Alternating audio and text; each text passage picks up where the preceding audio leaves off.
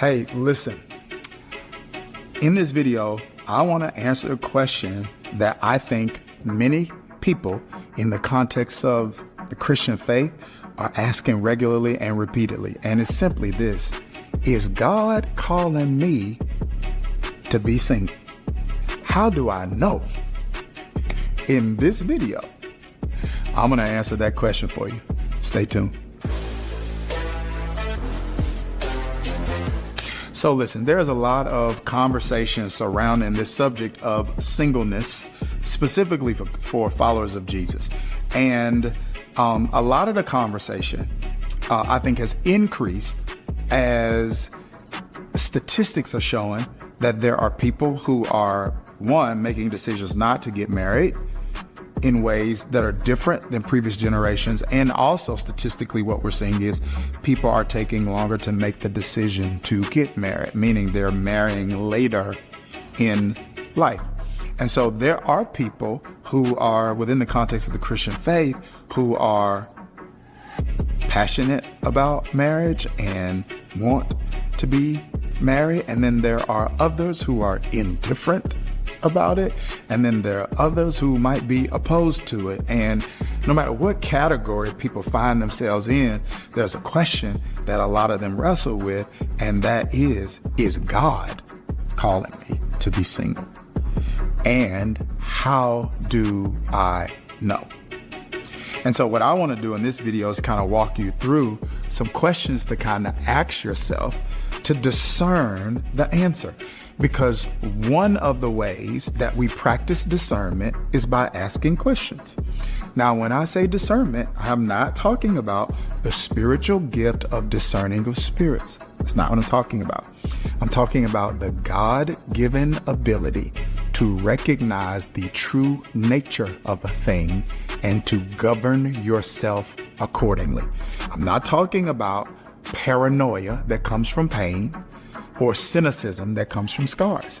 I'm talking about the ability to assess a situation based on principles in Scripture and or promptings from the Spirit. That's it, right? Because some people operate with paranoia, and that comes from pain in their past, and they call that discernment, and it's like you're just paranoid.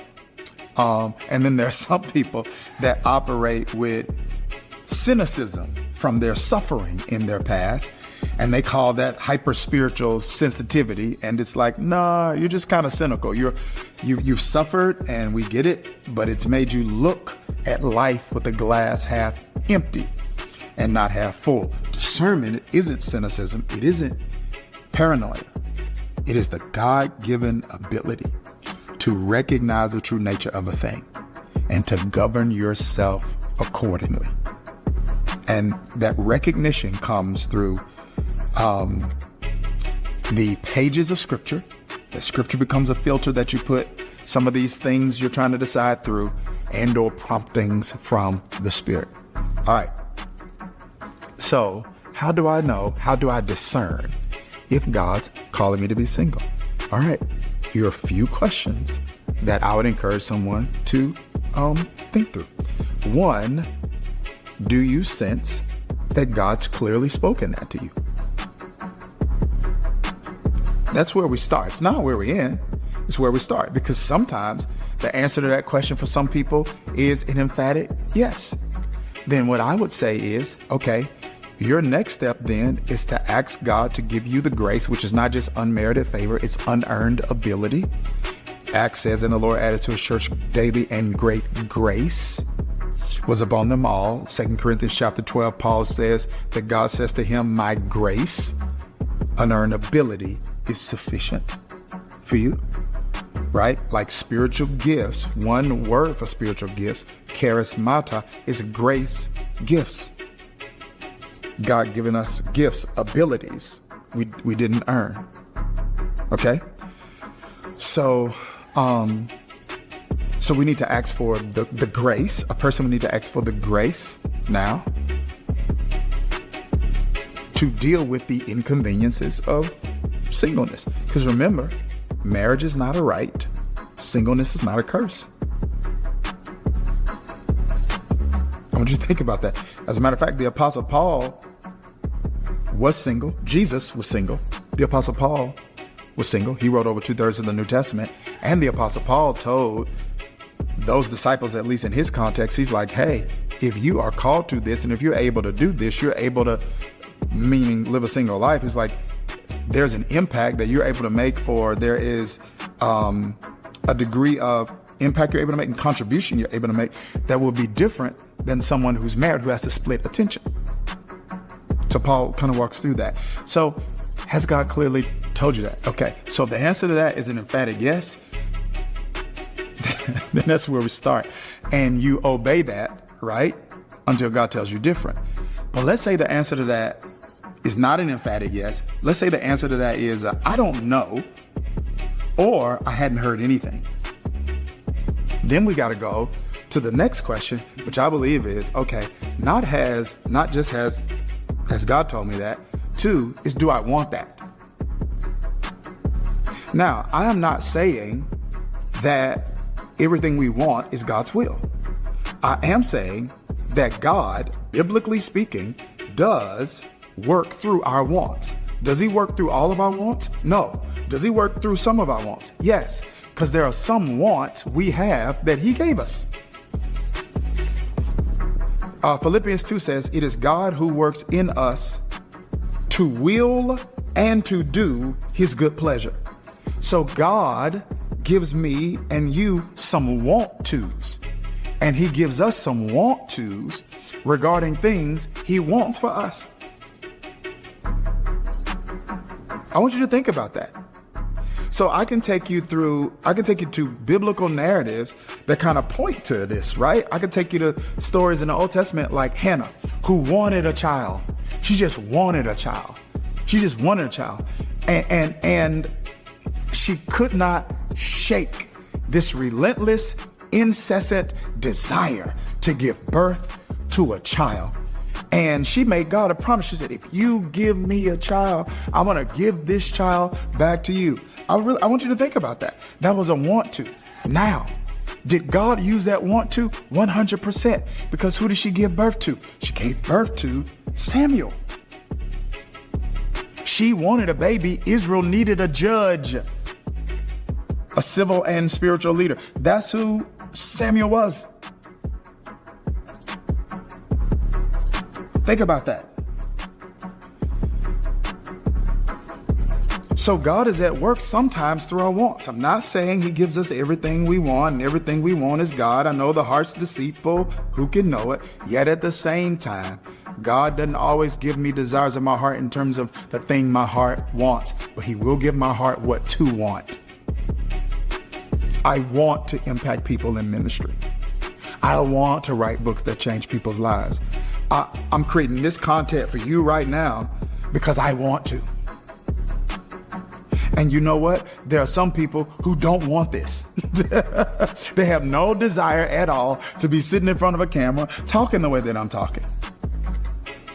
Because some of these want tos are what I call unique desires. See, we got unique design. We've been designed uniquely by God. And we've got unique destiny, right? There's unique contribution and impact that you and I are supposed to make on the earth. But then we also have unique desires, and those unique desires align with that unique design, and it aligns with that unique destiny. So there are some things that I want that you don't want because they're my destiny and not yours. And there are some things that you want.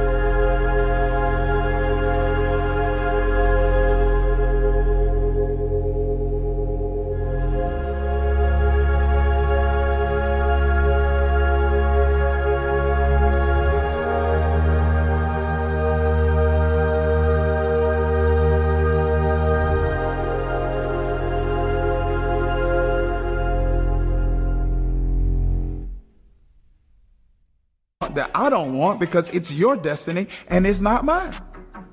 This is why comparison is insanity. I literally want you to think about that. Comparison is absolute insanity. Because we got unique design and unique desires and a unique destiny. Yet at the same time, we want to have a uniform life and a uniform life. We want to have uniform experiences and uniform outcomes. It doesn't work that way. So this is why I want to unequivocally say, okay, do you want to? And if you want a single life, I think go for it. But if you don't, if you say, no, I don't want that, I don't desire it, okay, then we need to go to the next question. Not did God tell me, not do I, not just do I want to. Here's the third one. Am I ready for a partner? Like when I really think of it, like, okay, because if I'm not ready, a person may not be called to singleness forever, but they may be called to singleness in a season. Am I ready? That means, when I say, am I ready? Are you emotionally and spiritually? Now, that's not the only areas, but primarily, are you emotionally and spiritually at a place of health that you can properly steward relationship with another person? Can you handle them without injuring them? Would it be unwise for God to send them to you now? In other words, I'm asking, are you ready? Here's the way one leader put it. Are you the person that the person you are looking for is looking for? And if not, you may not be called to singleness forever. You may be called to singleness in this season. And then here's the last and final question I would encourage someone to ask is, can I live a single life ethically? So I say that very clearly because that is a very specific issue that Paul addresses when he's dealing with this issue of singleness in Corinthians. He's like, hey, some of you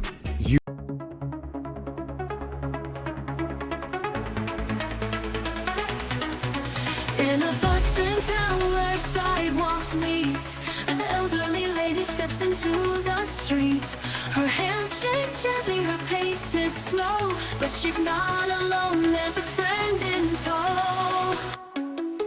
With eyes so bright and a wagging tail, a loyal companion so fierce yet frail, guiding her steps in the evening glow, keeping her safe wherever they go. With eyes so bright and a wagging tail, a loyal companion so fierce yet frail, guiding her steps in the evening glow, keeping her safe wherever they go. A furry guardian walking by her side, in the rush of the world there's no need to hide. With every bark and every bound, they navigate this bustling town.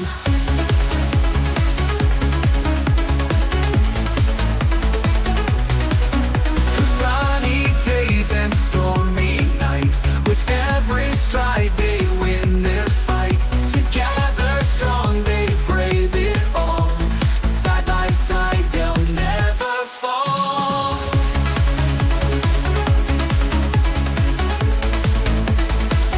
In the heart of the city, where lights are bright, they walk together through day and night. A friendship pure, a bond so true, they've got a rhythm meant for two. A furry guardian walking by her side, in the rush of the world there's no need to hide. With every mark and every bound, they navigate this bustling town. This bustling town. Ooh, this bustling town. Furry guardian walking by her side. In the rush of the world, there's no need to hide. With every bark and every bound, they navigate this bustling town. Bustling town. This bustling town. Ooh, this bustling town. This bustling town.